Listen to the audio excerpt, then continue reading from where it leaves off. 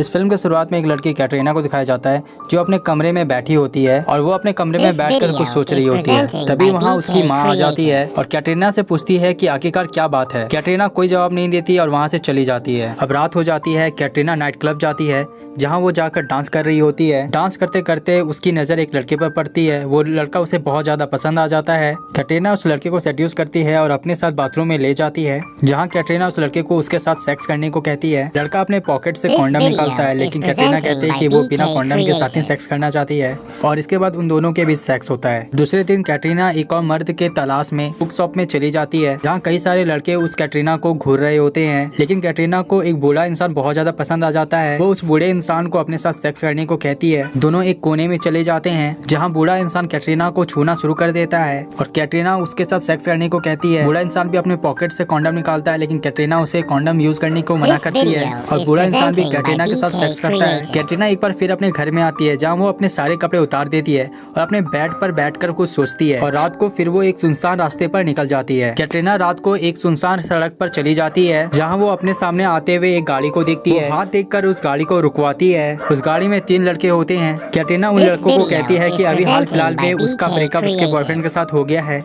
और वो अपना मूड बनाना चाहती है, तो क्या ये लड़के उनका मूड बनाने में मदद करेंगे। फिर कैटरीना उस गाड़ी में बैठकर चली जाती है।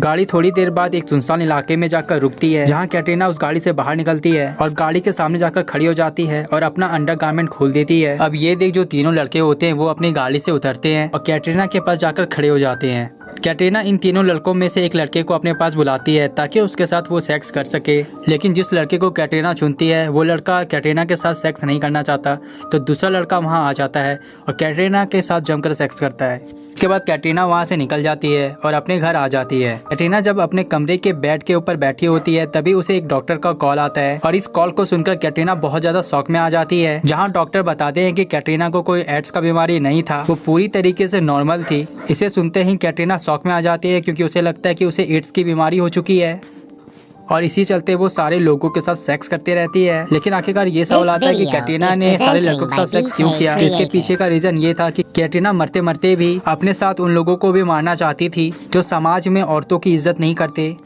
और औरतों को बस एक सेक्स टॉय की तरह यूज करते हैं। वो अपने इस बलिदान के साथ उन लोगों को भी मार देना चाहती थी ताकि दूसरी लड़कियां इस समाज में सुरक्षित जीवित रह सके। जैसे कैटरीना को ये पता चलता है कि वो एड्स पॉजिटिव नहीं है, उसे काफ़ी अजीब लगता है क्योंकि उसने कई सारे लोगों के साथ सेक्स कर लिया था और इसी के साथ ये फिल्म पूरी तरीके से खत्म हो जाती है।